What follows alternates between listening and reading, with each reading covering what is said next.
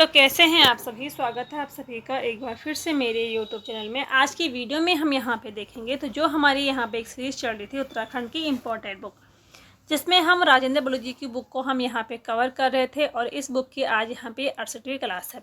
इससे पहले हमने अजय राव जी की बुक को कंप्लीट कर लिया है। अगर आपने अभी तक उन वीडियोज़ को नहीं देखा है तो आप उनको प्लेलिस्ट में जाके देख सकते हैं। जो हमारे आने वाले एग्ज़ाम हैं तो सभी एग्ज़ाम के लिए काफ़ी इम्पोर्टेंट हैं। तो चलिए यहाँ पर शुरू करते हैं। आज का यहाँ पे पहला क्वेश्चन है, कैलाश मानसरोवर यात्रा किस दर्रे से होकर गुजरती है। तो कैलाश मानसरोवर यात्रा लिपुलेख दर्रा इससे होकर गुजरती है।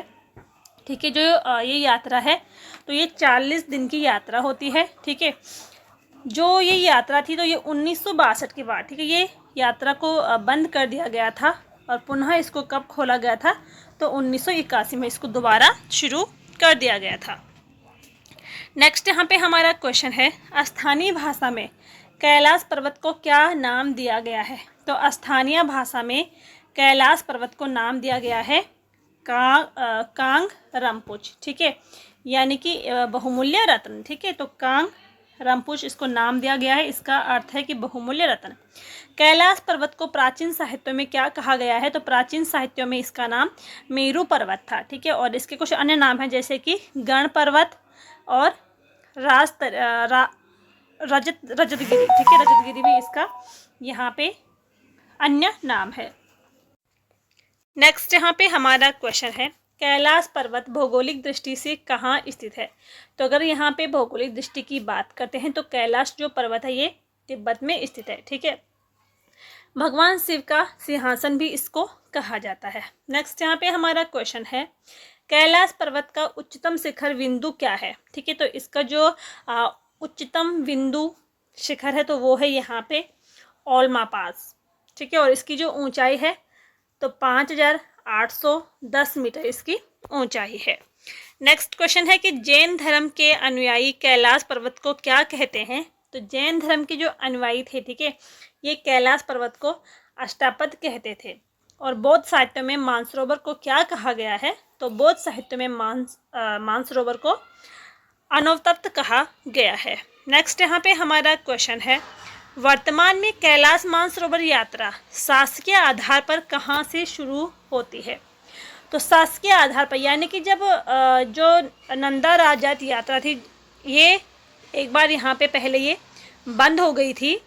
ठीक है, 1962 में जब ये यात्रा बंद हो गई थी, इसके बाद ये दोबारा शुरू होती है 1981 में। तो 1981 में यहाँ पे वीज़ा बनाना पड़ा था। ठीक है, इसीलिए तो इस यात्रा का मानसरोवर यात्रा का जो शासकीय आधार है तो ये कहाँ से शुरू होता है, ये दिल्ली से होता है। ठीक है, यानी कि वीज़ा की आवश्यकता पड़ती है तो ये दिल्ली से इसको माना गया है। नेक्स्ट यहाँ पे हमारा क्वेश्चन है, कैलाश मानसरोवर को कुमाऊं में अंतिम शिविर है। कैलाश मानसरोवर का कुमाऊं में अंतिम शिविर कौन सा है। तो वो है यहाँ पे नवीढांग। ठीक है, आदि कैलाश या छोटा कैलाश कहाँ स्थित है। तो ये जोलिंगकोंग में स्थित है। ठीक है, जोलिंगकोंग यानी कि पिथौरागढ़ के जोलिंगकोंग में स्थित है आदि कैलाश, जिसको छोटा कैलाश के नाम से जाना जाता है। आगे देखते हैं यहाँ पे हमारा अगला जो क्वेश्चन है, नंदा राजात यात्रा की शुरुआत कब से मानी जाती है। तो नंदा राजात यात्रा की शुरुआत मानी गई है 8वीं सदी से। ठीक है, गढ़वाल और कुमाऊं की सांस्कृतिक एकता का प्रतीक किसे माना जाता है।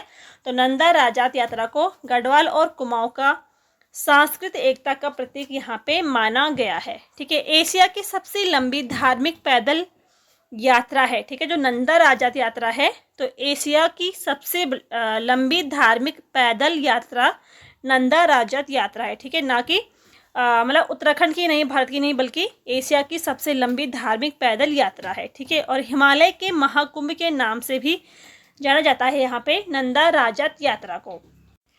नेक्स्ट यहाँ पे क्वेश्चन है, नंदा राजात यात्रा कितने किलोमीटर की दूरी तय करती है। ठीक है, तो ये 280 किलोमीटर। ठीक है, यानी कि जो ये यात्रा है तो 20-21 दिन की ये मानी जाती है।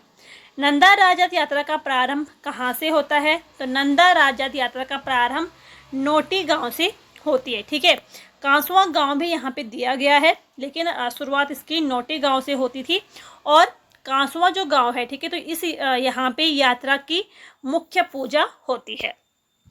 इस यात्रा में मेढ़ा यानी कि 4 सिंगों वाला बकरा जो है वो आगे आगे चलता है, ठीक है, तो इसको यहाँ पे मेढ़ा कहा गया है। नेक्स्ट यहाँ पे हमारा क्वेश्चन है, नंदा राजात यात्रा का पहला पड़ाव है।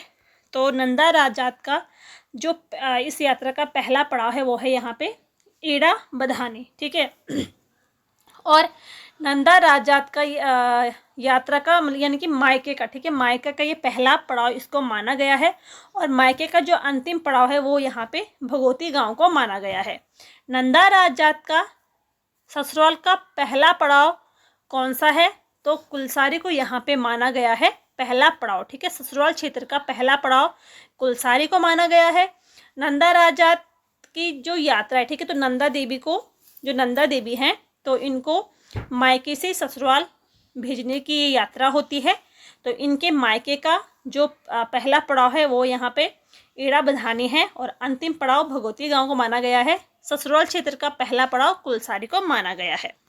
नेक्स्ट क्वेश्चन है, नंदा राजात यात्रा के दौरान नंदा के ससुराल क्षेत्र का पहला पड़ाव कौन सा है? तो कुलसारी है, ठीक है। कुलसारी जो है ये पिंडर नदी के तट पर बसा हुआ एक छोटा सा गांव है।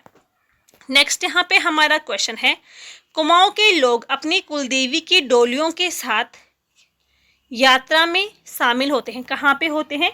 तो नंद केसरी में होते हैं, ठीक है। जो यहाँ पे नंदा राजात यात्रा है, जब ये नंद केसरी में पहुँचती है तो यहाँ पे जो कुमाऊं के लोग हैं तो ये अपनी कुलदेवी की डोलियों के साथ यहीं पे शामिल होते हैं, ठीक है, नंद केसरी में। किस स्थान में लाटू देवता यानी कि नंदा देवी के भारवाहक जिसको माना गया है यात्रा में शामिल होते हैं? तो बाणगांव में शामिल होते हैं। नंदा राजात यात्रा से संबंधित दर्रा कौन सा है? तो वो है यहाँ पे जुंगराली दर्रा, ठीक है। जो यहाँ पे जुंगराली दर्रा है तो ये इस यात्रा का सबसे कठिन पड़ाव इसको माना गया है, ठीक है। और जुंगराली दर्रा कहाँ पे स्थित है? तो ये रूपकुंड के ऊपर स्थित है। नेक्स्ट यहाँ पे हमारा क्वेश्चन है, लाल सांगा किसका प्राचीन नाम है? किस जिले का ये प्राचीन नाम है? तो ये है यहाँ पे चमोली जनपद का, ठीक है। चमोली जनपद का प्राचीन नाम क्या है? लाल सांगा। पौड़ी जिले से अलग होकर 24 फरवरी 1960 ईस्वी को चमोली जनपद का यहाँ पे गठन किया गया था, ठीक है। इसके अलावा ऋग्वेद के अनुसार जल प्रलय के बाद चमोली के प्राणा गांव में सप्त ऋषियों ने अपनी जान बचाई थी, ठीक है। और फिर यहाँ पे पुनः सृष्टि प्रारंभ हुई थी। इसके अलावा पुराणों के अनुसार बद्रीनाथ के पास व्यास गुफा में महाभारत की कहानी लिखी गई थी, ठीक है। तो ये थे यहाँ पे आज के कुछ इंपॉर्टेंट क्वेश्चन। अगर आपको यहाँ पे ये वीडियो पसंद आई हो तो वीडियो को लाइक ज़रूर करें, शेयर करें और चैनल पे नए हैं तो चैनल को सब्सक्राइब ज़रूर करें। मिलते हैं नेक्स्ट वीडियो में, तब तक के लिए थैंक यू।